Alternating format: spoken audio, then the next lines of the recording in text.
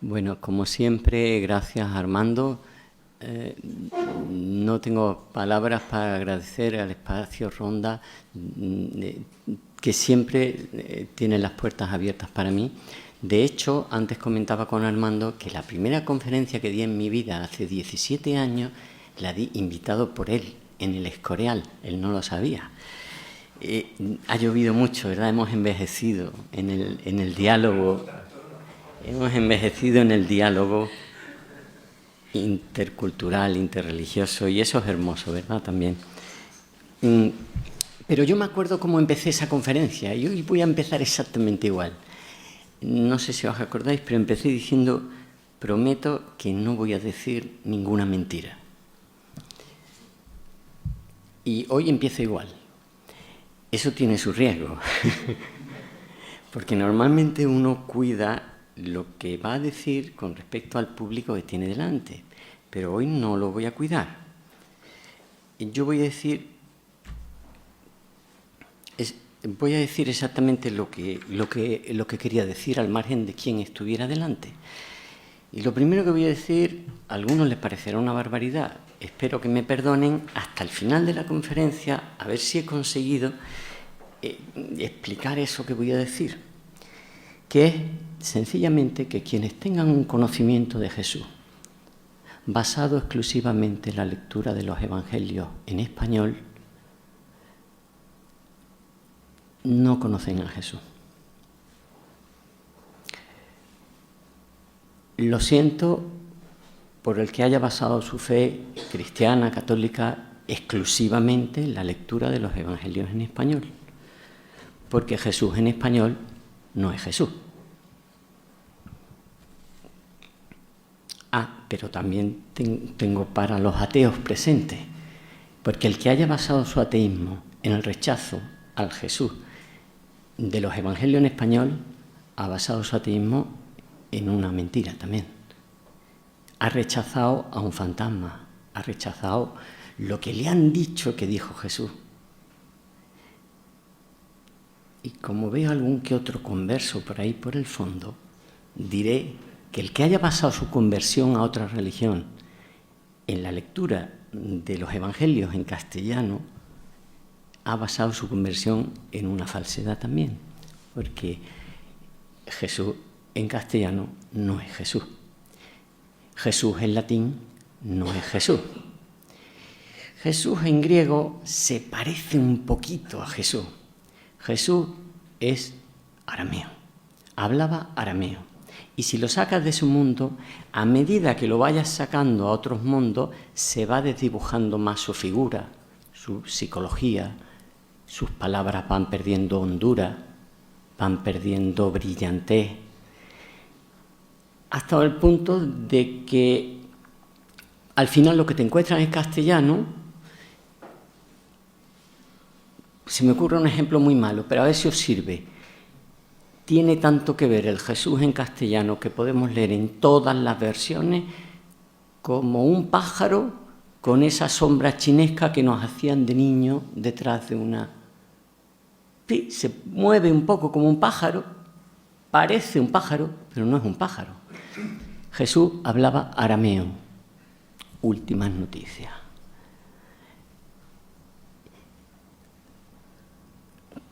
¿Por qué titulo la conferencia Amar más a Jesús en arameo? Porque parto de la base de que todos los que habéis venido con el calor que hace, amáis a Jesús. Porque si no, uno se queda en su casa.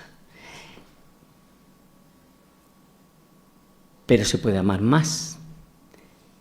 Yo no me creo de verdad que haya tocado techo en amar a Jesús a alguien que no le importa qué palabras dijo, ni en qué idioma lo dijo, ni a qué cosmovisión responden esas palabras. tenemos que aclararnos si estamos siguiendo a un personaje redibujado en una cultura grecolatina o un personaje de desierto, un semita, con una cosmovisión totalmente diferente. Después de decir la barbaridad de que el que haya basado su fe o su ateísmo o su conversión en los evangelios en castellano se ha equivocado, no se ha equivocado. Su opción puede ser maravillosa y muy acertada, pero tiene un error en la base. Y si quiere seguir siendo ateo o quiere seguir siendo cristiano o converso a lo que sea, debería de estudiar el origen de su ateísmo, de su conversión o de su cristianismo, porque ese origen es una equivocación. Vale, ¿y tú qué evangelios estás leyendo? Porque tú, al parecer, tú eres el único aquí que puede leer a Jesús en arameo. Todos los demás somos tontos y lo tenemos que leer en castellano porque ¿de dónde te has sacado tú esos evangelios?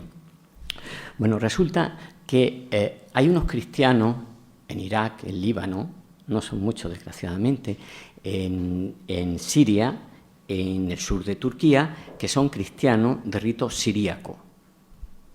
Todavía muchos de ellos hablan el lenguaje de Jesús. Tienen una Biblia en arameo y tienen unos evangelios dentro de esa Biblia en arameo. Muchos de esos cristianos son ortodoxos, pero otros son incluso católicos y están aceptados por la Iglesia, están dentro de la Iglesia católica. Pero los cristianos de culto siríaco son como los parientes pobres del cristianismo. Nadie les importa, están ahí rodeados en Turquía, están en India, están rodeados de gente que tienen otras creencias, que a veces los entienden y a veces no los entienden. Durante muchos siglos han convivido con los musulmanes y eso ya dice algo bueno del Islam, porque al menos siguen existiendo esas comunidades y casi todas en tierra islámica.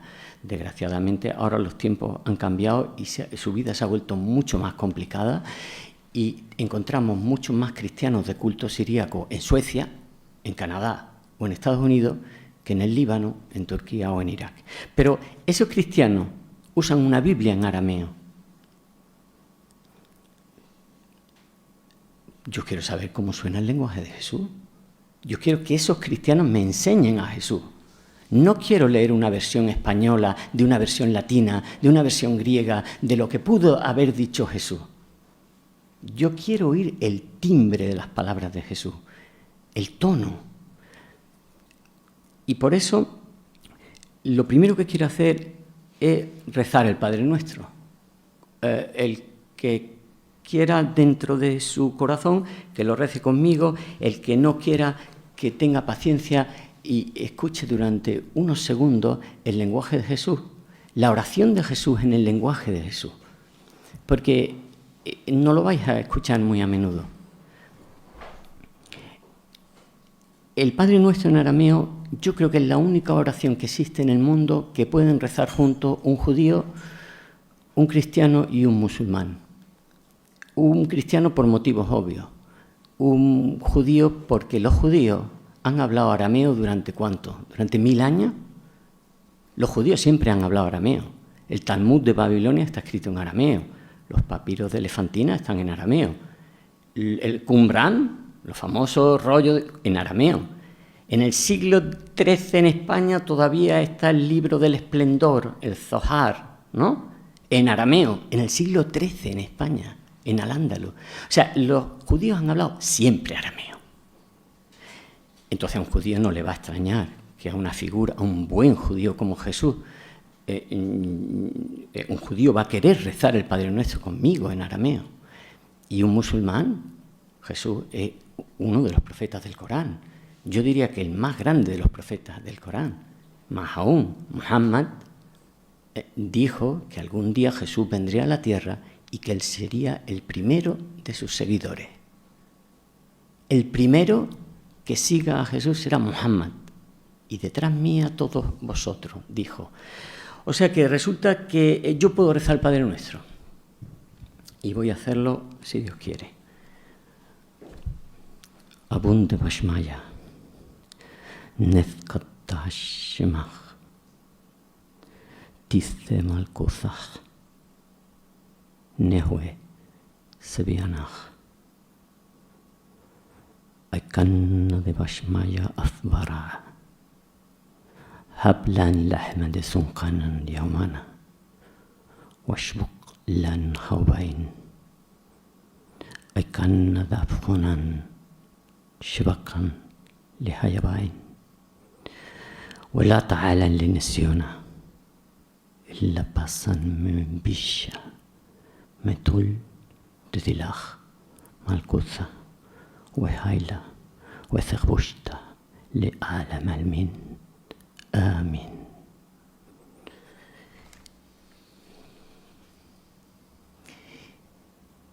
Y ahora, una vez que hemos convocado a los ángeles y nos hemos protegido con las palabras de Jesús, podemos hablar con la cortesía de vida.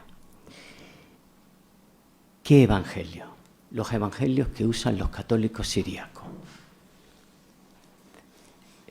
Perdone, me parece que esos evangelios son la traducción al arameo de los manuscritos griegos. ¿Estoy equivocado? No, en principio no estás equivocado.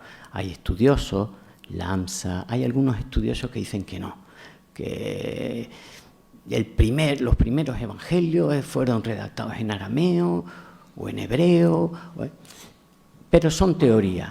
La realidad, seamos honestos, y yo empecé la conferencia diciendo no voy a decir ninguna mentira, la realidad es que lo más probable es que esos evangelios que ahora tenemos en arameo sean la traducción al arameo de los evangelios griegos, de los manuscritos griegos. ¿Y qué garantía tiene? O sea, ¿por qué crees tú que usar una traducción al arameo de los evangelios griegos es mejor que usar una traducción castellana de los evangelios griegos?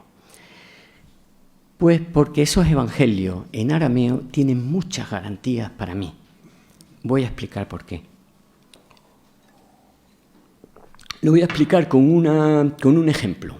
Como ahora soy profesor de la Universidad de Sevilla, tengo un montón de ejemplos para que los alumnos me entiendan. Pero este puede ser útil. Imaginaos que Jesús era español y hablaba español y predicó en español. Pero resulta que en España los discípulos que tuvo no supieron explicar bien su mensaje a los españoles. O supieron, pero se agotó enseguida esas comunidades que entendían a Jesús en castellano. Pero sin embargo hay un señor que se llama Pablo, que era muy listo, y que viajó a Estados Unidos a llevar el mensaje de Jesús en castellano. ¿Y a dónde va? Pues va a las comunidades hispanas de Nueva York, al Paso, va a San Diego y predica a los hispanos del mundo anglófono.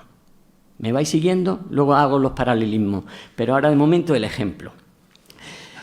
Resulta que esos hispanos, que hablan inglés por supuesto, pero no es el inglés de Shakespeare, es un inglés spanglish, esos hispanos de pronto dicen, esto tenemos que conservarlo, pero no lo vamos a conservar en español, porque el español es un idioma que no llega muy lejos, vamos a conservarlo en inglés. Y lo escriben en inglés, las palabras de Jesús en inglés. Efectivamente, la idea es buenísima y se difunde la palabra de Jesús en inglés por todos sitios. Pero esos primeros manuscritos en inglés spanglish se hacen desde el siglo 70 después de Cristo hasta el 110, o sea, el siglo I después de Cristo. En el siglo II empiezan en México a decir, qué pena que nosotros que no entendemos inglés nos veamos obligados a tener que leer la palabra de Jesús, nosotros que también somos cristianos, en inglés. ¿Y qué hacen? Traducen al mexicano desde los manuscritos escritos en spanglish. Un siglo después, porque las traducciones, el Diatesarón se hace lo hace Taciano en el siglo II. O sea que tan solo un siglo después ya están las primeras traducciones al mexicano. Y yo digo que esas primeras traducciones tienen muchas garantías, porque el texto de los hispanos, el inglés de los hispanos, era muy malo como inglés. Era prácticamente español, estructuralmente era español, pero con palabras inglesas. De modo que fue muy sencillo hacer la primera traducción al mexicano de qué pudo decir Jesús.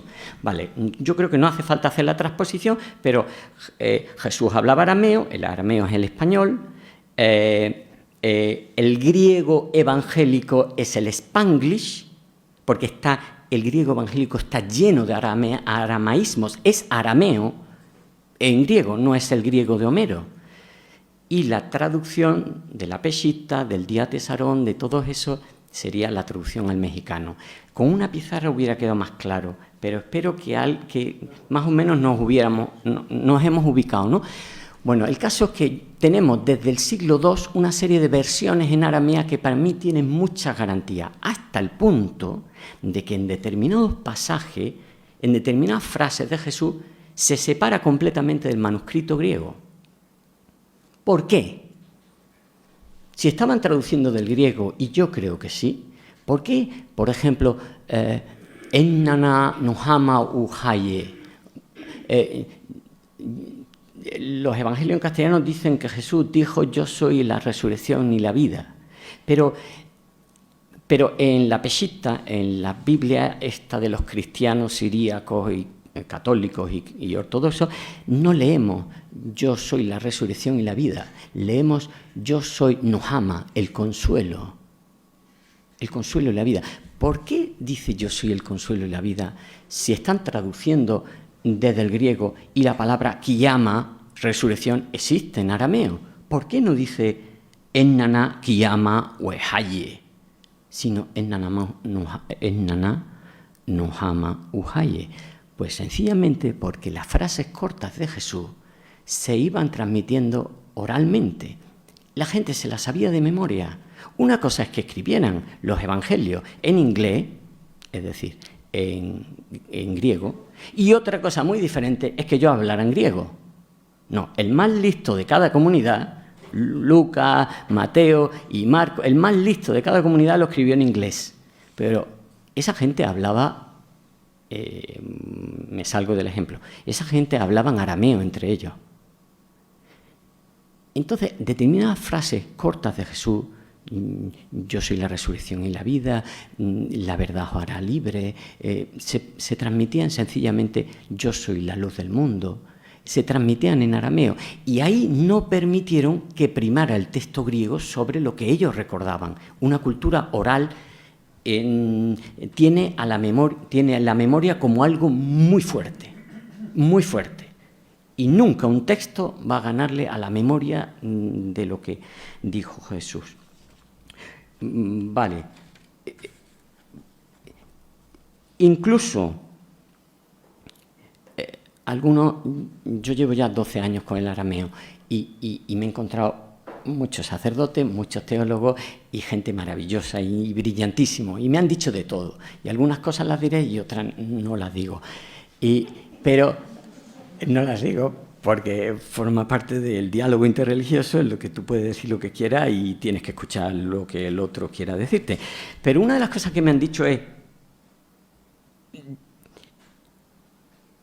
tú estás basando todo tu pensamiento sobre Jesús en unas palabras que ni siquiera sabemos que dijera exactamente así. Esto sí tiene mucha gracia.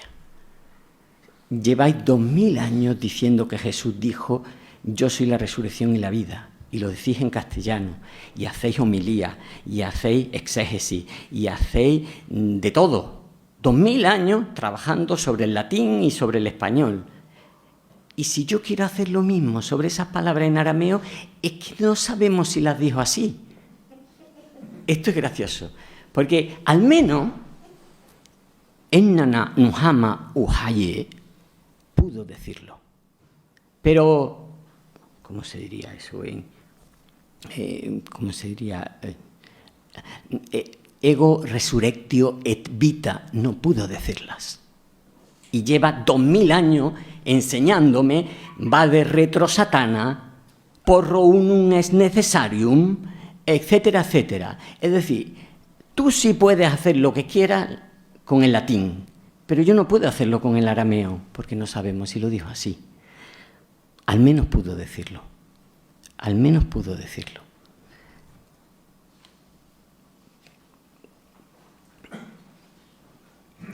Tú lo que quieres es cargarte la doctrina de la Iglesia. Esto también lo he tenido que escuchar. Bueno, aquí vamos a hacer... Apagamos los móviles y nos liberamos de los WhatsApp por un momento, que eso sí que la verdad os hará libre. El quitar... si quitáis el WhatsApp durante 2 horas, vais a sentir la libertad de la que hablaba Jesús. Y los móviles. Tú lo que quieres es cargarte la doctrina de la Iglesia. Y para eso usa una palabra de una traducción de la Vulgata siríaca de bla, bla, bla, bla, bla, bla. Bueno, yo no quiero cargarme la doctrina de la Iglesia porque amo mucho a los cristianos. Y cada vez más. Y amo mucho a Jesús. Jamás querría hacer eso. Pero es verdad que el arameo es como si fuera la lluvia. La lluvia riega el árbol, pero también riega la zarza que quiere asfixiar el árbol, pero no porque existan zarzas yo voy a desear que no llueva. Yo lo que tengo que hacer es limpiar mi campo de zarza. Entonces, el arameo es una bendición para el cristianismo y para el cristianismo actual. Y si los cristianos descubrieran el arameo, primero, descubrirían dimensiones de Jesús que no conocen. Y segundo, dejarían de huir, la palabra me ha salido un poco fuerte, dejarían de buscar en Oriente respuestas que tienen en su propia tradición. Todas las experiencias de mestizaje y de búsqueda espiritual son bonitas. Yo soy el primero que he ido a Oriente, al Zen, el yoga y lo que sea, pero ¿tú conoces la profundidad ya de la palabra de Jesús como para que se te quede corta? ¿De verdad has tocado fondo? ¿Ya sabes todo de Jesús? ¿Ya sabes qué puede significar cada una de las palabras que él usó? Verajá, Shubha. Y yo creo que no. Yo creo que los judíos, no sé si hay alguno presente, los judíos sí entienden muy bien el mensaje de Jesús. Y los musulmanes lo entienden muy bien, porque al ser semitas han conservado las mismas familias de palabras.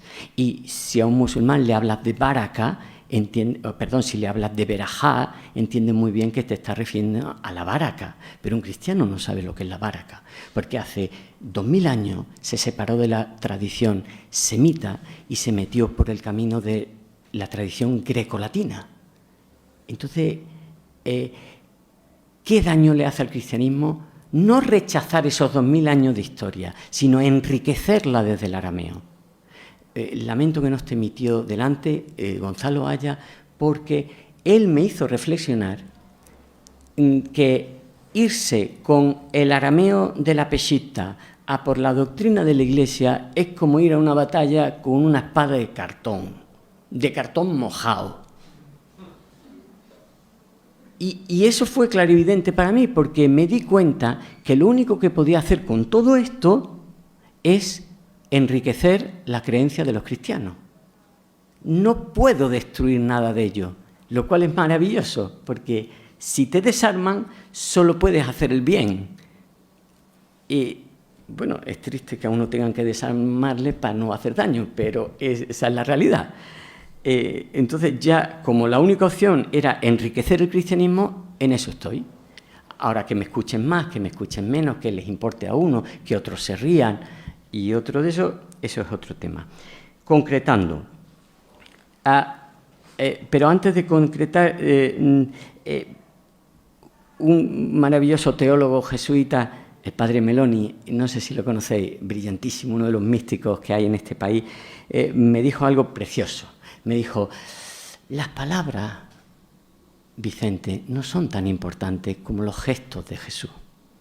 A nosotros no nos obsesionan las palabras, porque incluso en español tú tienes el perdón de la prostituta, tienes el no dejar que Pedro coja la espada y le corte la oreja, incluso en español tú tienes cómo cómo habla del samaritano, cómo atiende a la samaritana, cómo deja que alguien le lave los pies, porque eso era lo que había. Entonces, los gestos de Jesús, qué bonito. Enmudecemos a Jesús para poder amarlo, porque nos da miedo su palabra. Qué bonito. Pues a mí me parece que si uno ama a alguien, también ama sus palabras y ama los giros de su lenguaje.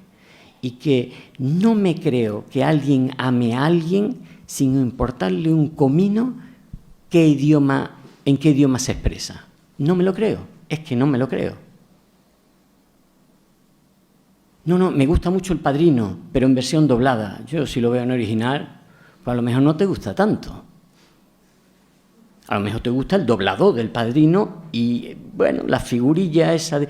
Pues llevamos escuchando a Jesús en versión doblada 2000 años. 2000 años sin escuchar el tono de Jesús, las palabras de Jesús. No me creo que ame a Jesús, con perdón, a alguien que no se interesa por su idioma. No me lo creo. No, es que yo soy un imitador de Jesús. Casi nada. O sea, tú lo imitas, pero según lo que te dice una traducción española, de una traducción latina, de una traducción... sabe Dios lo que hizo Jesús al final. Porque, Padre Meloni, que le admiro muchísimo, los gestos de Jesús, esos gestos de los que me estás hablando, que es lo importante, y no las palabras, también están narrados en algún idioma. O sea, si fuera que los gestos los has visto, vale. Pero los gestos de Jesús también están en un idioma. Voy a poner un ejemplo. En el Monte de los Olivos, cuando Jesús está angustiado, dice tanto Mateo como Marcos que pone la frente en la tierra. Pero leemos en castellano que cayó por tierra. Un momento, una cosa es poner la frente en la tierra como hacen los musulmanes y otra cosa muy diferente es desmayarse. ¿O no? ¿Y si Jesús puso la frente en la tierra para orar al Padre?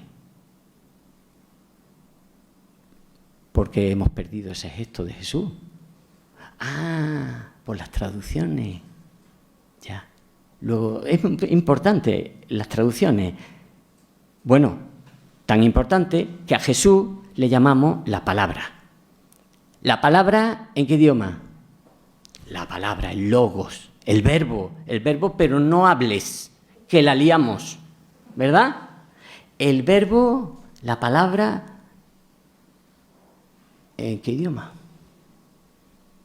Los gestos de Jesús, los silencios de Jesús también están narrados y son diferentes si se narran en arameo, en griego, en latín o en español. La revelación de Jesús es revelación en arameo. Es una revelación velada en griego. Es casi irreconocible en latín y no es revelación en castellano. Es un cuento. Es una narración, un cuento más o menos bonito, pero no es revelación. Porque la revelación te permite bucear por dentro de ella, pero bucear gracias a la palabra. No te permite bucear porque tú tengas una capacidad de adivinar detrás de esos rasgos qué pudo decir Jesús. No, hay que respetar la palabra. Silencios, palabras, gestos, todo está narrado en palabras. En concreto,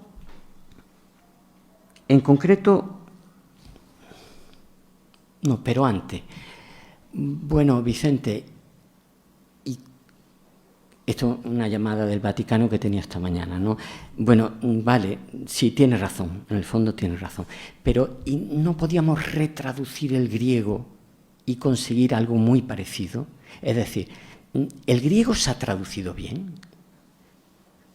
Pues no se ha traducido bien. efectivamente, el griego evangélico se puede traducir mejor. Y se puede traducir mejor para que deje traslucir justamente el sustrato semita que tiene, el sustrato arameo que tiene. Se puede adivinar, como lo hicieron los de México, los de México, de Pablo, del Paso y de todo eso, se puede adivinar, se puede retraducir el griego evangélico de una forma mucho más semita y adivinar más de ese Jesús de desierto y no el Jesús de Roma, el Jesús personaje de desierto. ¿Y cómo, Vicente? A ver, dime, ¿qué podemos hacer? Pues mira, no soy experto en griego, casi diría que no hablo ni una palabra de griego, pero hay un libro maravilloso de Barclay, un comentarista del Nuevo Testamento, que tiene un libro que se llama Términos clave del griego evangélico. Entonces, ese hombre se ha dado cuenta que las palabras del griego están mal traducidas tanto al inglés como al castellano, como a todos los idiomas actuales, porque tienen un peso enorme. Entonces, palabras como pecado, expiación, mortificación, todo eso dice, pero si esto no corresponde al griego de verdad, esto es una lectura histórica, pero os voy a demostrar, y entonces he sacado solo 6 ejemplos, pero para que veáis el calado del tema en el que estamos. Hamartia, el famoso término pecado, literalmente, dice Barclay, es errar en el blanco. Con Chile, está grabando, ¿no? Entonces con Chile. Con Chile, a mí me pesa mucho más el pecado que el error. Yo hubiera agradecido que en toda mi infancia los curas me hablaran de errores.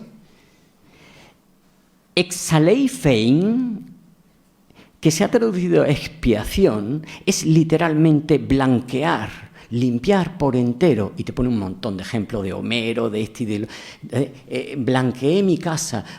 Yo hubiera agradecido que en vez de hablarme de expiación me hablaran de blanqueo de mi vida, de repinte de mi vida. Lutrón, perdón de los pecados, cómo pesa la culpabilidad.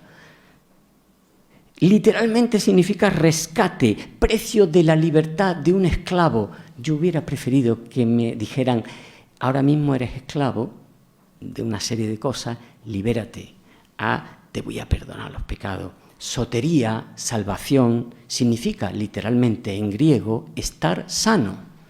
¿Cómo está la sotería de tu familia? Es uno de los ejemplos que pone Barclay. ¿Cómo tu familia está en sotería? ¿Están sanos? Devoción, lealtad. Rito, servicio.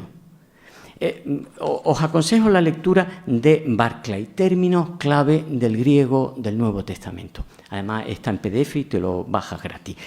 Pero, ¿qué pasa? Que por mucho que hagamos un esfuerzo de retraducir el griego evangélico según las claves del mundo semita, hay algo en el griego que se resiste, porque el griego forma parte de unas lenguas indoeuropeas que tienen una serie de concepciones de la vida muy abstractas, y todos los idiomas semitas, y aquí tenemos presente el mayor especialista en España de lengua semítica de la Universidad Autónoma de Madrid, y que me corrija el profesor Albert si estoy diciendo algo equivocado. Frente a las lenguas indoeuropeas, las lenguas semíticas son muy concretas, muy sensuales, muy plásticas, y las lenguas indoeuropeas son muy abstractas. El bien, el mal, la libertad, la verdad, todas esas palabras a Jesús le caían grandísimas, sencillamente porque hablaba arameo. O sea, hay un límite en la propia lengua de lo que puedes decir y de lo que no puedes decir. Las ideas abstractas no se dicen en arameo, ni en árabe, ni en hebreo. Porque todo es muy concreto, muy material, muy sensorial, muy sensual, muy colorido. Todo tiene forma, todo tiene existencia, nada es el ser. Las cosas existen, pero nada es abstracto. Claro, solo eso hace que una relectura del Evangelio en clave semita te baje de la teología a la vida. Esta es quizás la consecuencia más bonita y más interesante de la relectura de los evangelios en clave semita, y es que Jesús deja de hablar de dogmas y deja de hacer teología y te habla de la vida. Fijaos el Padre Nuestro. ¿Qué he dicho? He dicho, y no nos metas en situaciones difíciles. Nesiuna, la tentación. No, la tentación no. Esa situación en la que uno dice, madre mía, ¿cómo salgo de esta? Como yo de esta conferencia, ¿no? ¿Cómo salgo? Una prueba, una dificultad, una nesiona, o en la pásanme en villa, sino que líbranos de el mal, de lo malo, del maligno, no, de lo que nos entristece, de lo que nos hace daño, de lo que nos debilita. Villa es lo que te hace más débil. Y líbranos de nuestros pecados. Bueno, ahora creo que se dice de nuestras deudas, bien por el Vaticano, porque literalmente Haubain son deudas. Hauba es deuda, pero deuda económica. Las hipotecas, líbranos de las hipotecas. Qué bonito que rezáramos. Ese es el Padre Nuestro de Jesús.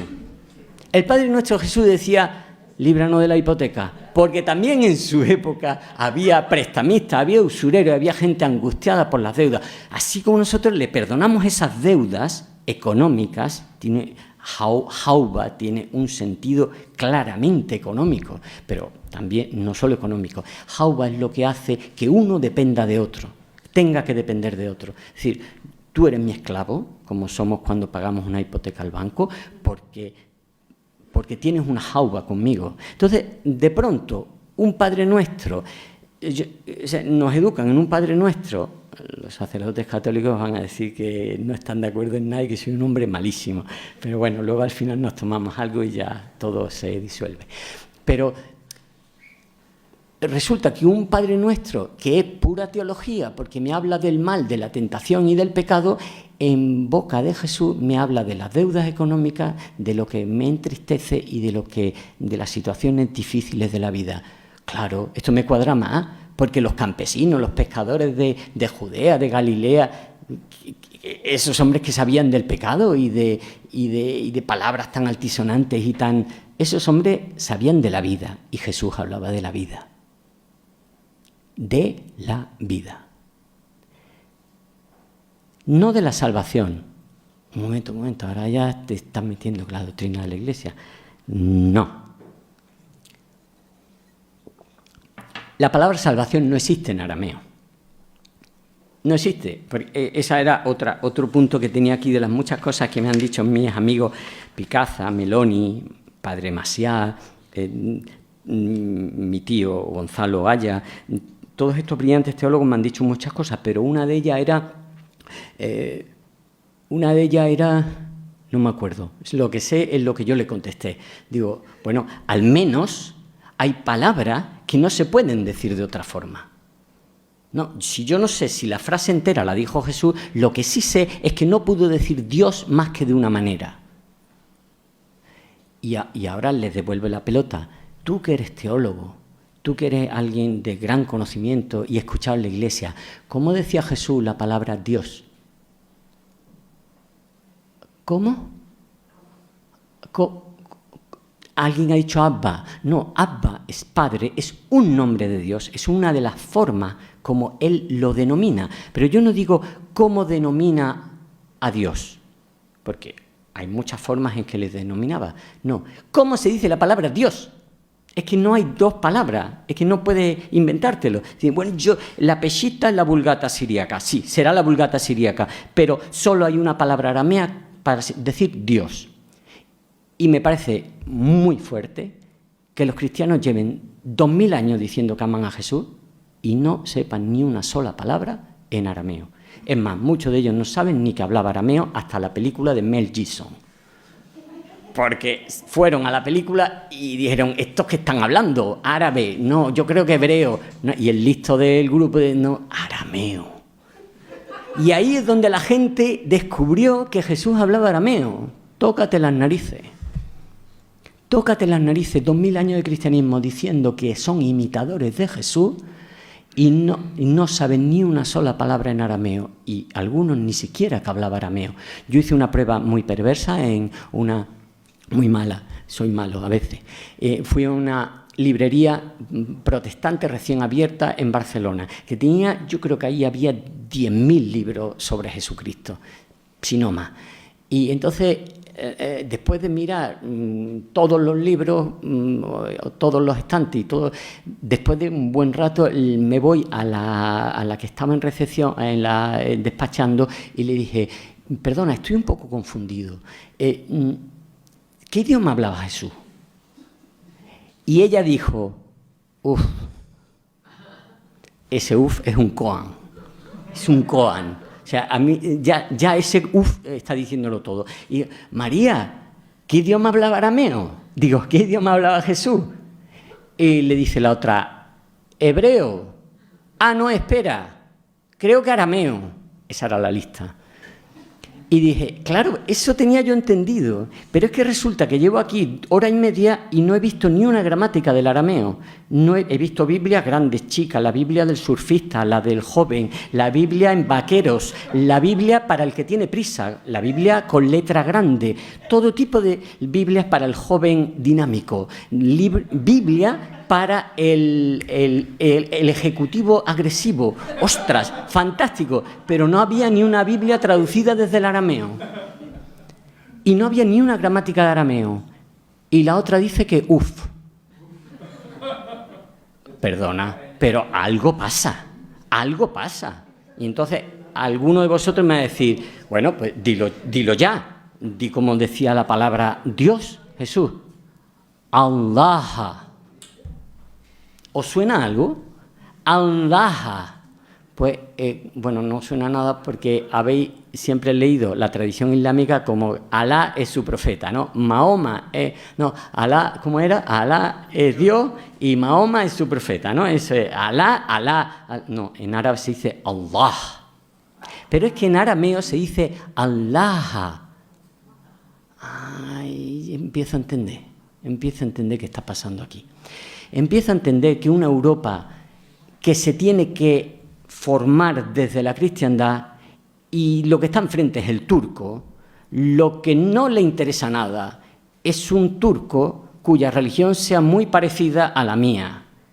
Porque luchando en las dos orillas del Mediterráneo, uno en nombre de Allah y otro en nombre de Allah, con visiones absolutamente parecidas, no idénticas, porque ningún profeta tiene la visión totalmente idéntica al otro, pero muy, muy, muy parecida, no se pueden matar.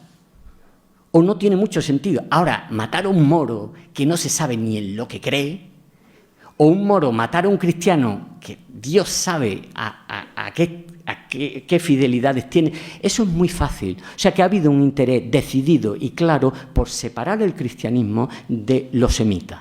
Y es darle la espalda al mundo semita, al judío y al cristiano. Y esto es una de las consecuencias fantásticas que tiene el estudio de la palabra aramea de Jesús. Y es que de pronto Jesús se reconcilia con la tradición judía y con la tradición musulmana.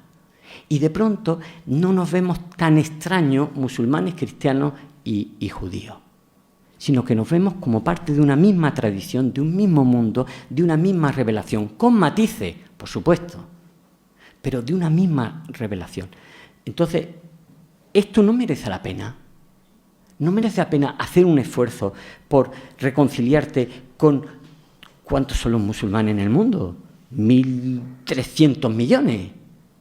Y los judíos no son muchos, pero son muy importantes. Y mueven mucho, aunque no sean muchos. Y de todas formas son creyentes. Y es muy bonito encontrarse con los creyentes. Bueno, yo concreté de mi lectura de 12 años, que todos los días tengo el hábito de leer un poquito la palabra de Jesús en arameo, concreté que había dos tipos de versículos. Los versículos que en arameo ganaban hondura, brillantez, hermosura, poesía, ternura, contundencia, que ganaban respecto al castellano, y los versículos que o los lees en arameo o no los entiendes. Si lo lees en castellano no lo entiendes. Voy a poner un ejemplo. ¿Hay alguien que entienda que Jesús maldijera la higuera que no daba frutos porque no era tiempo de frutos? Y el evangelista se queda tan tranquilo y dice, no, es que tenía hambre al salir de Betania, no sé de dónde, de Betania, yo qué sé. Salió de la ciudad y teniendo hambre ve una higuera a lo lejos y entonces se acerca para coger un higo, pero como no tiene higo, porque no era tiempo de higos, dice el evangelista, impresionado por el tema, la maldijo y se secó. Toma ya, el profeta del amor, el profeta de la comprensión y el profeta de... Perdona, pero yo no puedo aceptar que eso sea verdad. Más me creo que hay un malentendido con las palabras. ¿Qué malentendido puede haber? ¿Qué es lo que maldijo Jesús? Entonces te das cuenta que en arameo teta, higuera, y tita, arrepentimiento, se parecen mucho. Incluso se parecen sus sinónimos. No solo teta y tita, sino que los sinónimos de las dos palabras también vuelven a parecerse. ¿Qué es más probable? ¿Que Jesús maldijera el arrepentimiento estéril de los que dicen Señor, Señor, pero Israel sigue igual, que maldijera eso y que amenazara con secar ese tronco podrido de Israel, o que maldijera una pobre higuera que no tiene culpa de nada? Lo siento, pero para mí eso es un caso claro de que alguien se ha confundido tita con teta. Y además, la prueba está muy clara. ¿Qué es lo que hace después de maldecir la higuera? Se va al templo a darle patadas a las mesas de los cambistas. Maldice la higuera, se va al templo, se coge un enfado brutal, empieza a dar patadas en el templo y vuelve y comprende que la higuera se ha secado. Está hablando de otra cosa. Hay pasajes muy graves que se han perdido. Estaba hablando... vale, ahora estoy mezclando el primer nivel con el segundo, vale, pero ya he dejado caer lo de la higuera por si no me da tiempo a decir nada, por lo menos que os quede claro que Jesús no pudo maldecir a una higuera que no podía dar higo, que no lo hizo, que es mentira. Pero retornamos a esos aspectos del Evangelio que ganan en profundidad y en poesía y en brillantez en Jesús. Jesús habla con mucha ternura siempre. El lenguaje de Jesús es muy elegante. Además, es un maestro de la palabra. Hay un montón de juegos de palabras que no pueden traducirse. Le encantaban las palabras y le encantaba hasta el punto de que lo que hacía o lo que no hacía por la gente también dependían de cómo les contestaban. Porque, ya digo, valoraba mucho la palabra, valoraba la palabra. Él, que es la palabra, valoraba la palabra. Hay aspectos de su mensaje, bueno, esto de la dulzura, sí, el cristianismo sí lo ha recogido bien y lo ha expresado muy bien, pero hay otros que se han perdido, porque esa dulzura iba acompañada de mucha autoridad, no de poder. Dice uno de los evangelios, la jaila, la fuerza, la autoridad que tenía era tan solo para curar. Qué bien, no estamos hablando de un Jesús emperador, de un Jesús rey, de un Cristo rey. Estamos hablando de un servidor de los demás, de alguien que curaba, de alguien que más que salvar el mundo quería sanar el mundo. Antes dije, pero es que la palabra salvación ni siquiera existe en arameo. No, existe la palabra vida. Siempre que veáis en un evangelio español y trajo la salvación a esta casa, o es la salvación de su pueblo, o Él es el Salvador. Mentira, imposible. Siempre es la palabra vida. Haya, Él trajo la vida, Él nos dio la vida, Él nos promete la vida, Él es el Mahiana, el que da la vida. Vida, vida, vida. Y vida además sin distinguir la vida de este mundo de la vida del otro, porque para Jesús nada está roto, los mundos no están rotos, no es yo vivo ahora y luego también sigo viviendo, no, o estás vivo o estás muerto. Esos mundos rotos, esos mundos enfrentados, esos mundos griegos, alma-cuerpo, vigilia-sueño, fuera, dentro, todos esos mundos, todas esas dualidades griegas no existen en los idiomas semíticos, son idiomas de unidad. Y leyendo a Jesús desde la tradición semítica, comprende que estaba unificado, él, su corazón era uno. Fijaos qué pasaje tan bonito, es en el que dice bueno, pues justo el de la higuera, dice, ¿queréis saber por qué mi petición a Dios ha sido efectiva? Petición, lo que ha hecho ha sido una maldición, pero dice petición, igual que en árabe, duá significa maldición y petición a Dios. ¿Sabéis por qué?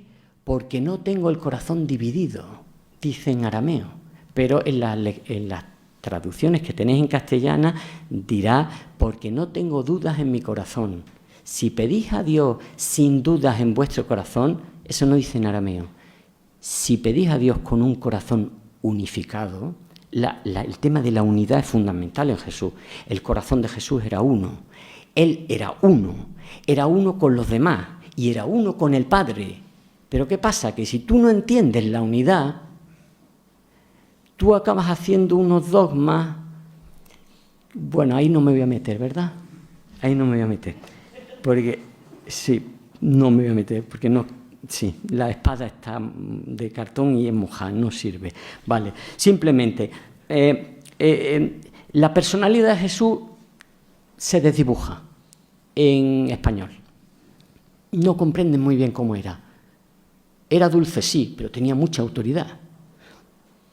Jesús reñía. Jesús maldecía. La palabra reñir aparece, si no me equivoco, 20 veces, aparece 20 veces. Jesús le riñe a todo el mundo, le riñe a los discípulos para que no cuenten algo que les ha hecho, le riñe a los que le hacen, por ejemplo, después del Tabor, dice, les reñía diciendo que no contasen. Al que le hace los milagros a un ciego, le reñía de que no fuera diciendo por ahí, a los demonios les riñe, por supuesto, le riñe a la tempestad, cuando están a punto de naufragar, dice, y Jesús se levantó y riñó con la tempestad, se puso a echarle una bronca, le riñó a la fiebre que tenía la suegra de Pedro. De pronto, imaginaros el personaje, llega a una casa, no, que la suegra de Pedro está mala, vale, yo me encargo, y entonces va y le echa una bronca a la fiebre. ¿Qué haces tú, esta pobre mujer? Jesús reñía. Si desdibujamos esa capacidad de Jesús de reñir a los seres humanos y de reñir a las fuerzas de la naturaleza y de reñir a los demonios y de reñir a la fiebre y de reñir a todo, hay parte de su personalidad que se te ha ido. Y de pronto lo hemos dibujado en tonos pastel y con mirada lánguida. Y un Jesús con mirada lánguida y tonos pastel no podría haber hecho lo que ha hecho.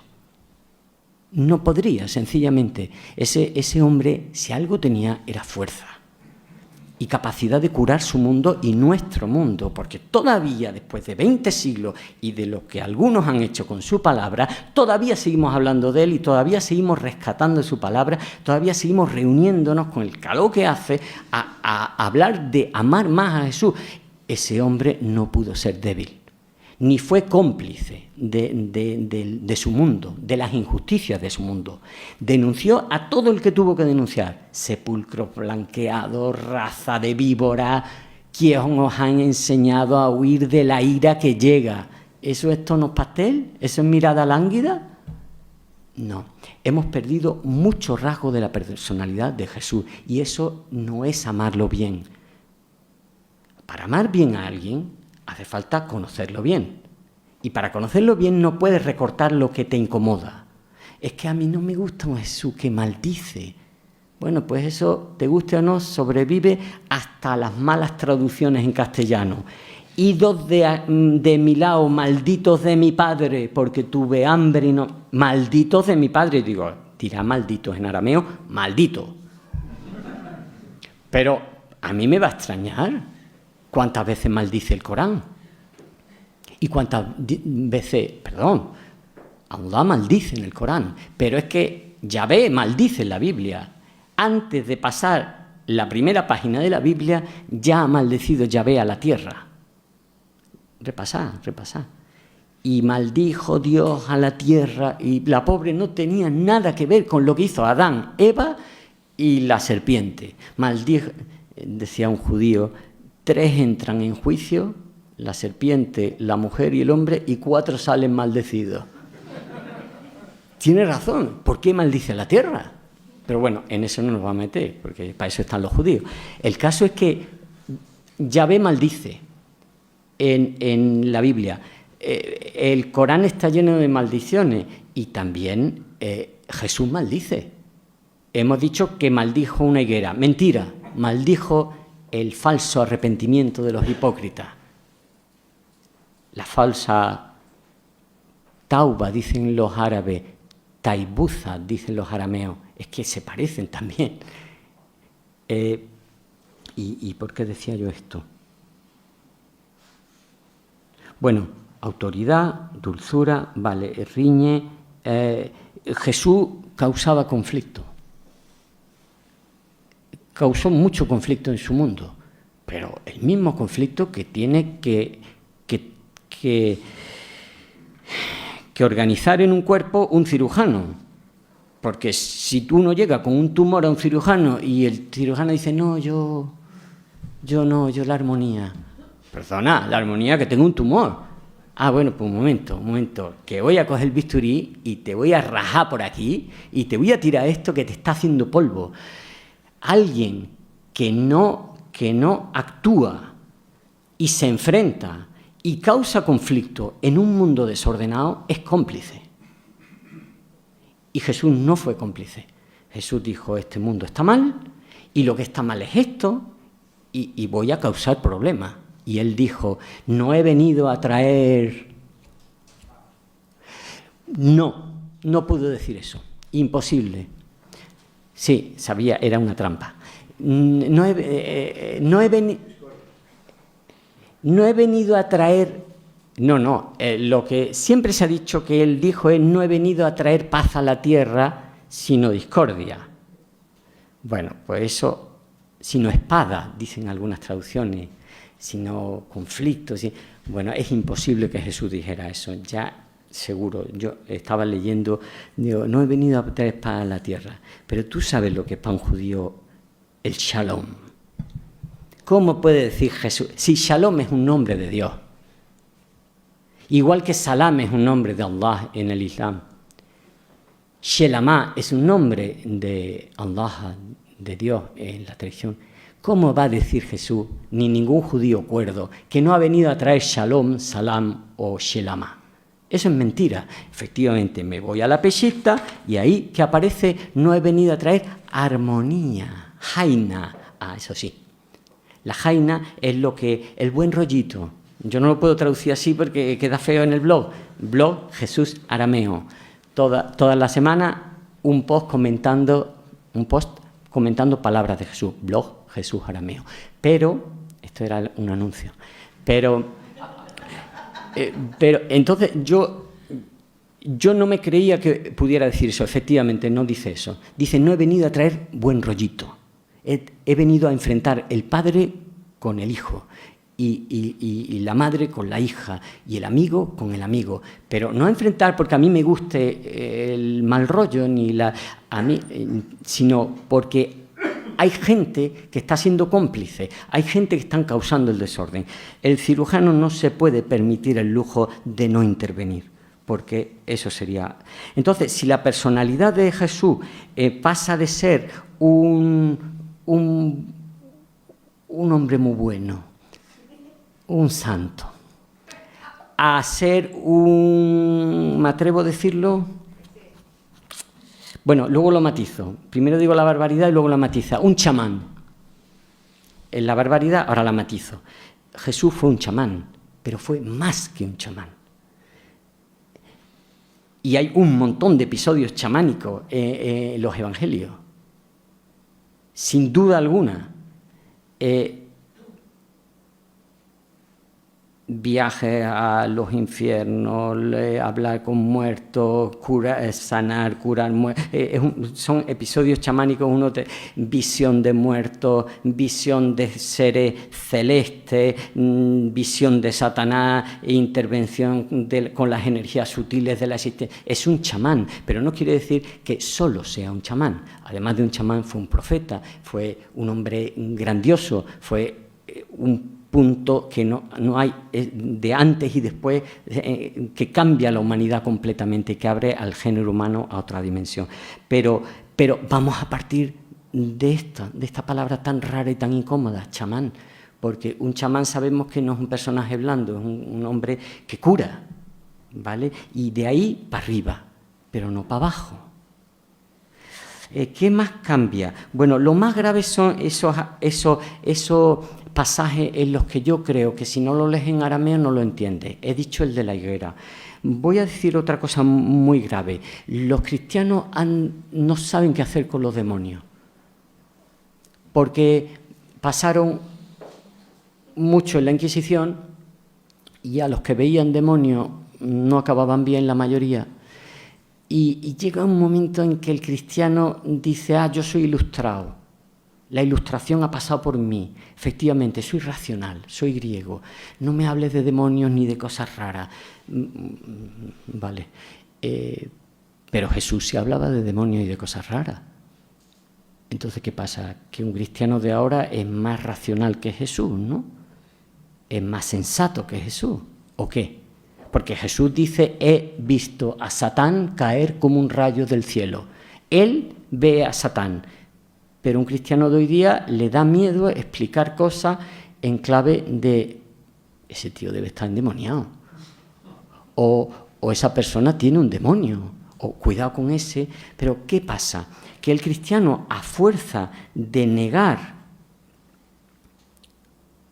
a los demonios, ha llegado a estar en un estado totalmente vulnerable ante ellos. Ha perdido hay un velo entre el cristiano y los demonios. No sabe que el demonio forma parte de la vida cotidiana con una naturalidad pasmosa, que es tan natural como el agua o como las nubes, es una realidad más del mundo.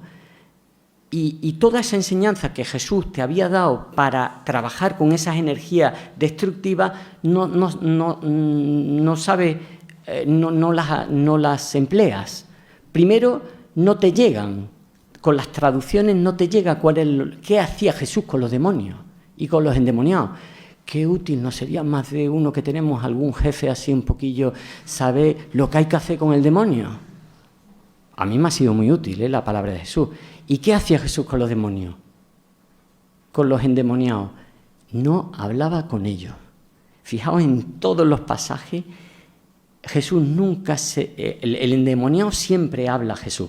Él dice, ¿qué has venido a hacer aquí, hijo de Dios, que yo sé quién eres y tú, y por qué vienes a torturarnos? ¿Y qué dice Jesús siempre una vez y otra? Ignora completamente al endemoniado, se dirige al demonio y solo le dice siempre lo mismo, sal de este hombre. Siempre imperativo y siempre sin dialogar. No hay que dialogar con los demonios. Eso es muy importante. Con el demonio no se habla, al demonio no se le escucha, dice uno de los pasajes, pero Jesús no les escuchaba porque los conocía bien. Al demonio no se le escucha, no se habla con él, no se dialoga. El diálogo que hay en el desierto de Jesús con Satán, ¿cómo es? Volverlo a mirar, porque a lo mejor os habéis creído que es un diálogo, pero Jesús no dialoga con él. Todas las palabras que usa son de la Torá. No dice ni una sola palabra propia, ni una. Tírate, que tú no sé cuánto, si te tiras de aquí, los ángeles no tentarás al Señor tu Dios. Convierte esta en panes, no sé cuánto. Bueno, como hay un sacerdote presente y no tengo fresco el pasaje, no lo voy a... Lo que sé es que lo he comprobado y Jesús no dice ni una sola palabra de él, dice palabras de la Torá. Porque eso es la revelación es el único escudo contra el demonio. La revelación, pero la revelación en el idioma de la revelación, no en cualquier idioma. Y luego una enseñanza muy importante de Jesús. Si os acordáis, en cierto momento vienen los discípulos y le dicen, mira, hemos echado un montón de demonios en tu nombre y todos nos han obedecido y ha sido fenomenal, esto ha sido fantástico, hemos curado tal y cual, pero hay uno que no lo hemos conseguido echar. Y entonces, a ver cuál, y va Jesús y lo expulsa. Y luego le dicen los discípulos, ¿por qué tú has conseguido y nosotros no? Porque lo has conseguido. Y le contesta algo que es una clave fundamental para nosotros. Dice, es que hay demonios muy poderosos, se entiende, no lo dice, es que hay demonios que solo salen con ayuno y oración. Eso es una clave. Hay demonios, esa vecina que tienes que te ha puesto 10 demandas, ese jefe que te hace... Hay demonios que o ayunas y oras o no te dejan tranquilo. Pero ¿qué pasa si hace 1000 años un cristiano ya no sabe ni lo que es el ayuno? ¿Qué es el ayuno? Ah, sí, eso es lo que hacen los musulmanes en Ramadán, ¿no? Y no, y el cristiano, sí, bueno, ayuno no, pero verá, abstinencia de carne cuando y no, pero antes, no, creo que ya hay una bula, bueno, pescado sí puede, pero por Dios, ayuno, no comer. Ya puedes extenderlo más o menos, pero Jesús hablaba del ayuno, no hablaba de comer carne en vez de pescado en vez de carne, ni comer hierba, no, ayuno. Pues no se sabe por qué, pero Jesús dice que el ayuno es muy importante para tratar a los demonios. Bueno, vamos a hacerle caso, ¿no? Vamos a probar. Y la oración. Antes he dicho que en 2 pasajes de los evangelios Jesús pone la frente en la tierra. Cuando se perdió en la historia del cristianismo el gesto de poner la frente en la tierra. Es que yo no sé para qué sirve. Es que tú no tienes que saber para qué sirve lo que dice un profeta que hay que hacer. Tú lo que tienes es que imitarlo, porque ese hombre conoce el mundo visto y el mundo de lo no visto. Ese hombre hace unos gestos que son efectivos en sí mismos, que no son cualquier gesto. No he visto a ningún musulmán nunca preguntar ¿por qué el profeta Muhammad hizo así la salá? Eso a nadie le importa. ¿Por qué? Simplemente él la hizo así, yo lo hago así. Y nadie dice, pues yo voy a hacer así. No, se hace exactamente igual. ¿Por qué? Porque tú no sabes de dónde está sacando el profeta su ciencia. No sabes cuál es el fondo de la revelación. Y simplemente imitas los gestos de alguien que ha visto cosas, que ha visto lo que tú no puedes ver. Bueno, pues si Jesús puso la frente en la tierra, yo quiero orar poniendo la frente en la tierra. Porque él dijo que la oración tiene un modo, seluza. Algún experto en árabe que hay aquí le suena a salat, efectivamente. Seluza y salat es igual. ¿Cómo hacía la oración Jesús? De rodillas, sentado. Llevamos 2000 años de cristianismo. ¿Cómo oraba Jesús?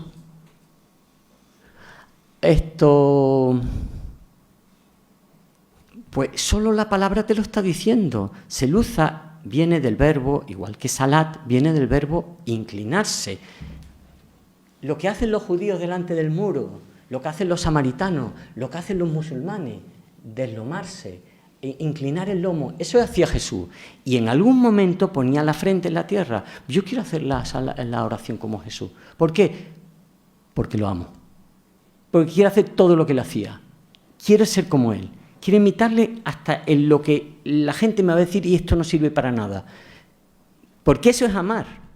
Amar es amar exactamente como alguien mira el mundo, como alguien habla, como alguien se mueve. Me acuerdo de aquel maravilloso cuento de Martin Buber, de los maestros hasídicos, que uno dice, hombre, no me digas que has estado al lado de Rabí Nachman, sí, ¿y cuánto tiempo? 40 años. ¿Y qué aprendiste de él? La interpretación de la Torá. No, de él aprendí a atarme los cordones de los zapatos. Yo entiendo muy bien eso. De un profeta no aprende las grandes ideas, eso lo aprendes de un teólogo. De un profeta o de un santo aprendes a atarte los zapatos, a comer, a tocar las cosas, a relacionarte con la gente, con el mundo, con los seres vivos, con los seres, con las cosas. Eso es lo que aprendes, porque el otro te lo enseña el teólogo, el teórico. El que solo sabe de palabras y de dogmas y de palabras, eso de cosas griegas, de eso, del bien, el mal y la Trinidad, y todo eso te lo enseña un teólogo. Jesús te enseña a tratar con ternura a las cosas y también a las criaturas. Fijaos ese pasaje de la mujer que tiene flujos de sangre, no me sale la palabra, la hemorroísa. La hemorroísa no se parece en nada en arameo y en español. En español dice, en todas las versiones más o menos, hija, vete, tu fe te ha salvado. ¿Vale? ¿Y qué dice en arameo? Lo primero que dice es ezlabi.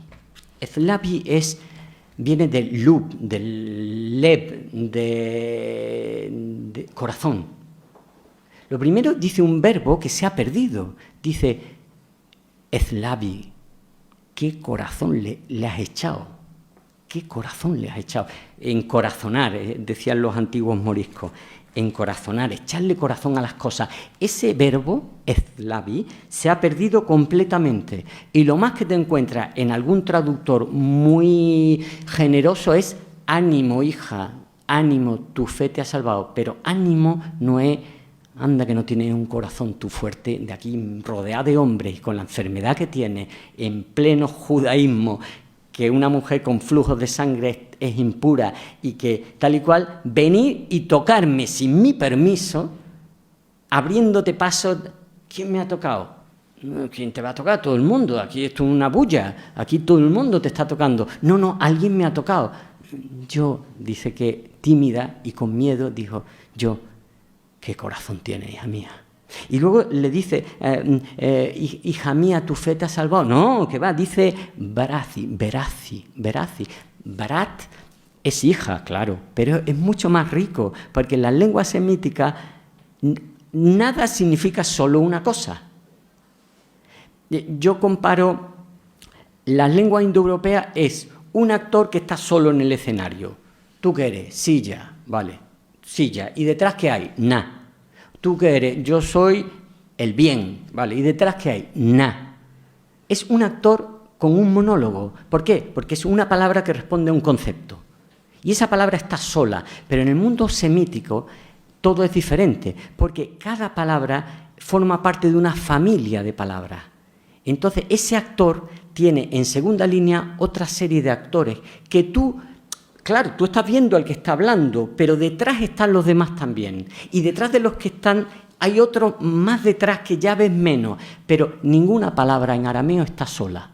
Ni en árabe ni en hebreo. Ninguna está sola. Es como esas cerezas que tú coges, que tú quieres coger solo una y esa lleva a otra al lado y la otra lleva a otra y al final tira de todas las ramas de todo el árbol, ¿no? Bueno, eso pasa en las lenguas semíticas. Pues este brazi, sí, significa hija, pero también significa semilla, bolita, cosa muy blandita y muy... a ver, si vosotros acabáis de tener una niña y nadie os mira y la veis así en su cunita, ¿tú qué le dices? Pues le dices brazi, cosita mía. Cosita mía es lo que le dice. Vaya, semilla, cosa redondita y muy blandita. Y por supuesto, hija. Entonces, hija, vale, hija, tu fe te ha salvado. Sí, pero detrás de la hija algo que Claro, esto pasa siempre. Cuando uno lee una revelación en una lengua semítica, uno no la piensa, sino que la siente, la percibe, la paladea. Entonces, ¿yo cómo traduzco esto? Pues la verdad es que a mí me apetecería traducirlo. ¿Qué corazón la has echado? Cosita mía. Pero claro, eso no es serio. Entonces, yo simplemente os llevo a que penséis qué sentisteis la primera vez que visteis a vuestra hija ahí en la cunita y tal, y nadie os miraba y te decía, ¡ay, que te como! Pues eso es. Esa es la sensación de mi. Y luego, ¿qué dice? Dice, Haimanu Ceji, Agiaceji, Zel Bashlama. Pues todo esto se enriquece con las lenguas semíticas, porque Haimanuza es como en árabe imán o la emuná de los hebreos. No te habla de tu fe, te habla de tu firmeza. Toda la familia de imán, emuná, Haimanuza, vale, en primera, ¿qué está? Pues la seguridad, pero toda la familia de la seguridad ha ido al escenario, y ahí lo estás viendo a todos, la seguridad social, el sistema de seguridad contra incendios, todos han ido, porque Haimanuza tiene que ver con sentirse seguro. ¿Qué tiene que ver? La fe, que enseguida te lleva a dogmas en que creer o no creer, aunque no los comprenda, para salvarte o no salvarte, con la firmeza en la vida. Son dos mundos. Un mundo es mental, crees o no crees en ese mundo mental, lo aceptas o no lo aceptas, y otro mundo son sensaciones. Qué poca firmeza tenéis. Es lo que le dice Jesús, no, qué poca fe. ¿Fe en qué? Si tú no has dicho un dogma en todos los evangelios, en arameo. Ni un solo dogma de Jesús en todos los evangelios. Bueno, no sé si me estoy extendiendo más de la cuenta, ¿verdad, Armando? Te quedan 5 minutos. Ah, fenomenal. Pues porque yo podría estar así mucho tiempo, 12 años, llevo 12 años, aquí 12 años, dentro de 12 años, ¿entendéis por qué no podéis amar a Jesús sin amar su palabra, sin amar su mensaje, sin amar su figura, sin amar su psicología? Como no me lo creo, no me lo creo. 2000 años de historia dándole la espalda al lenguaje de Jesús y al mundo de Jesús. ¿Y amáis a Jesús? Bueno, puede ser, porque tengáis una experiencia directa, porque Jesús está vivo y cada uno puede tener una relación personal directa, afortunadamente, porque si hubiera dependido de su palabra sería un horror. Yo sí creo en los místicos, yo sí creo en los que aman a Jesús al margen de lo que pueden leer en los libros de teología y en los evangelios traducidos. Sí creo porque Él está vivo y se puede tener una relación directa con Él, pero si no amarlo más, porque ya lo amáis al máximo, por lo menos amadlo mejor. Muchas gracias.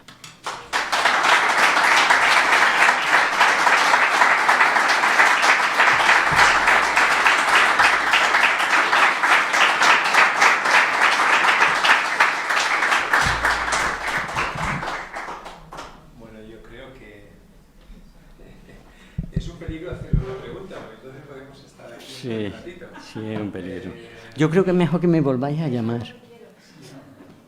Te volvamos a escuchar. Otro día me llamé y entonces otro día sigo. Es una broma, es una broma. Cuando se pueda, yo siempre tengo las puertas de esta casa abiertas. Siempre. Sí, nos gustaría Siempre. que pudieras volver. ¿Hacer una preguntita o...? ¿Sí? A ver, Daniel. Sí, bueno, felicitaciones y muchísimas gracias por la exposición. Tengo una pregunta muy práctica. ¿Qué diferencia habría entre el libro, el arameo en tus labios, y el nuevo que saldrá en septiembre, básicamente, porque tratan del mismo tema? Y todo lo que se expuesto hoy día... Veo que me siguen, ¿no? Sí. ¿Eres argentino? ¿Uruguayo? Sí, chileno. Chileno. Bueno, casi. Ahora voy a Argentina a hablar de Jesús. Vale. ¿Qué diferencia hay? Bueno, vale. Qué pregunta más difícil. Vamos a ver. La diferencia que hay es que en la tesis del arameo en sus labios es...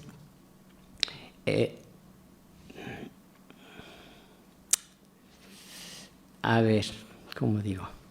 Bueno, yo creo que la diferencia es que en el arameo de sus labios, yo digo que el mundo del profeta Muhammad y el mundo de Jesús no son tan diferentes. Y pongo una serie de ejemplos concretos que van en paralelo los dos mundos y es básicamente eso, ¿no? La Peshita es un Corán en arameo, el Corán es una Peshita en árabe, dice una de las conclusiones, ¿no? Tú puedes explicar el Islam con palabras de Muhammad o puedes explicarlo con palabras de Jesús. ¿Tú puedes explicar el Islam con palabras de Jesús? Sí. Y al contrario, tú puedes explicar el cristianismo con palabras de Jesús o explicarlas con palabras del Corán.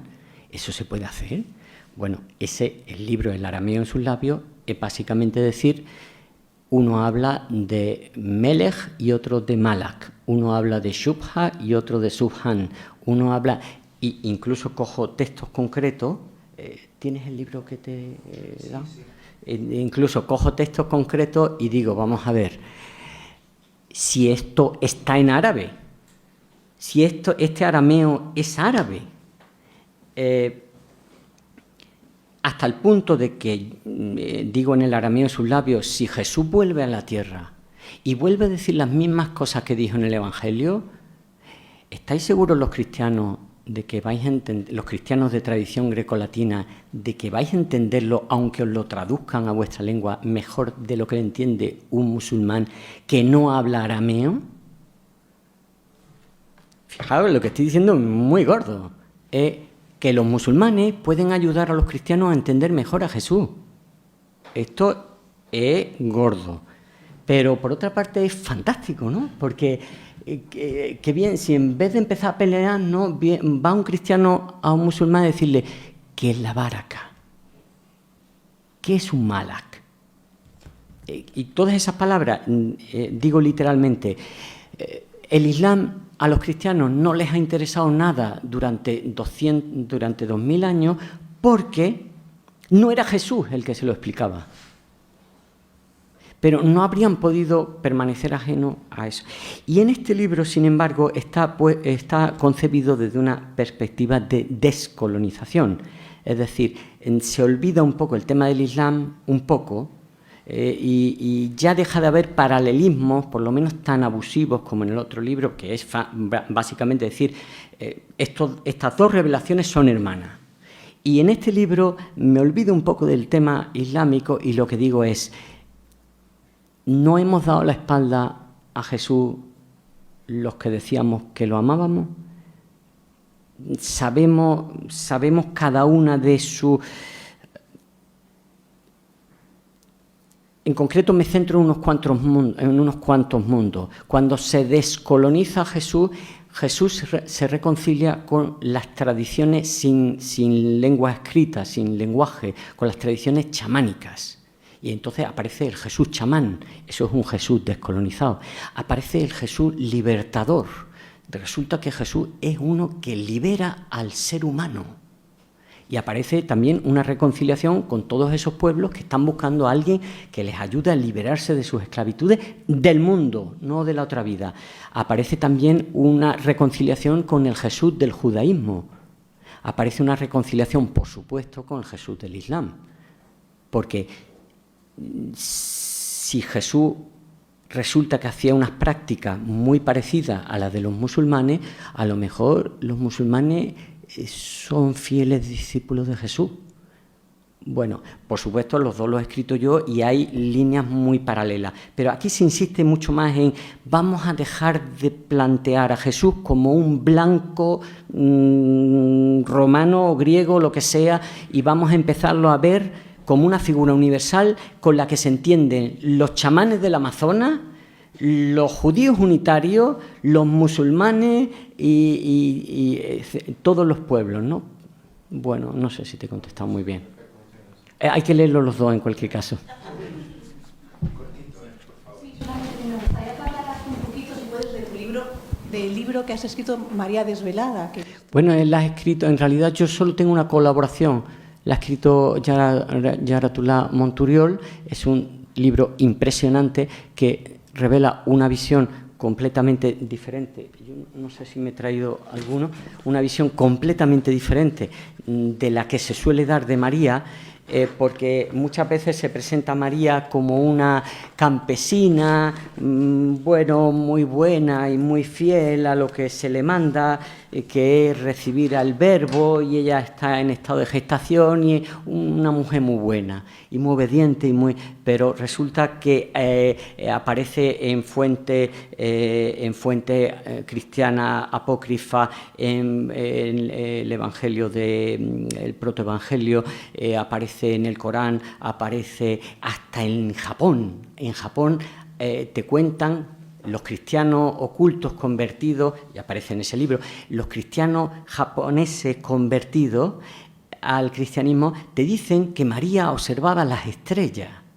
y que era una sabia que buscaba cuál era su misión en la vida. Eso no es una campesina de Galilea cosiéndole al marido las cosas. Entonces, ¿qué es lo que me gusta de María Desvelada? El libro en el cual yo solo tengo una pequeña colaboración interpretando desde el arameo el Magnificat y la Anunciación. Pero también está Javier Picaza, también está Teresa Forcada y también está un jesuita japonés que tradujo este libro, ¿no? Bueno, en fin, que María Desvelada es un libro que va a cambiar, yo creo, la mariología, pero vamos, de punto a punto. Se acabó ya esa María resignada, ¿no? Fijaos el Magnificat, que dice: derribó a los poderosos de sus tronos. ¿Eso es una mujer sumisa? Fijaos en el Magnificat, releed el Magnificat, a ver si esa mujer no sabe de su religión y a ver si esa mujer no tiene agallas, porque ese Dios derribó con su brazo a los poderosos de los tronos, luego se lo escucha a Juan el Bautista y luego se lo escucha a Jesús. Entonces una tesis de Yara Altula Monturiol es la maestra espiritual de Jesús. No es una buena madre que... No, es la que le enseña a Jesús todo lo que sabe. Casi nada. ¿Existe una versión de la Biblia en arameo? ¿Es decir, que podamos leer que haya puenteado el arameo al español? No. Existe una versión que dice que es traducción del arameo al español, pero en realidad es la típica versión de voy a publicar esto porque ya hay mucha gente pidiendo esto, pero que sea todo igual que lo de siempre, con 4 cambios de maquillaje. Hay una versión, la Peshitta en español, que es un horror. No es una traducción literal y para mí que lo único que hace es decir, oye, los que os interesa el arameo, que esto es lo mismo, pero alguna cosa rara, pero es un horror. Sin embargo, yo he traducido el Evangelio de Marcos palabra por palabra y ninguna de las 22 editoriales cristianas que hay en España los quiere publicar, porque dice que a los creyentes cristianos no les interesa el arameo de Jesús. 22 editoriales me han dicho, no me interesa ese libro. Os reto, si alguno dice, no, es que yo conozco un editor, decírmelo, porque el Evangelio de Marcos, traducido por mí, palabra por palabra, cada palabra lo que significa, y luego todo el versículo, con el arameo, con la transcripción fonética para que lo pueda reproducir, no lo quiere editar ninguna editorial cristiana. ¿Y eso qué es casualidad también? ¿Todo casualidad? Perdona, aquí está pasando algo. ¿Y un crowdfunding? ¿Eh? ¿Y hacer un crowdfunding para sacar? ¿Un qué? Crowdfunding, es decir, que la gente pues, Claro. ponga un poquito de dinero para que pueda... No, yo tengo otra estrategia y es que todos los domingos publico en Religión Digital un post y que los lectores van subiendo y llegará un momento en que ya alguna editorial diga yo lo tengo que publicar. Entonces eso es como una tensión, no nos interesa, Oye, mira, que ya son 1000. Mira que son 1200, mira que las conferencias se llenan, que ahora voy a Argentina a hablar del arameo de Jesús y me pagan el viaje, A mí me parece que a los cristianos sí les interesa el arameo de Jesús. A los que no les interesa es a los que piensan que cualquier cambio puede ser para peor, pero les garantizo que peor no puede ir la cosa. Esto es una broma.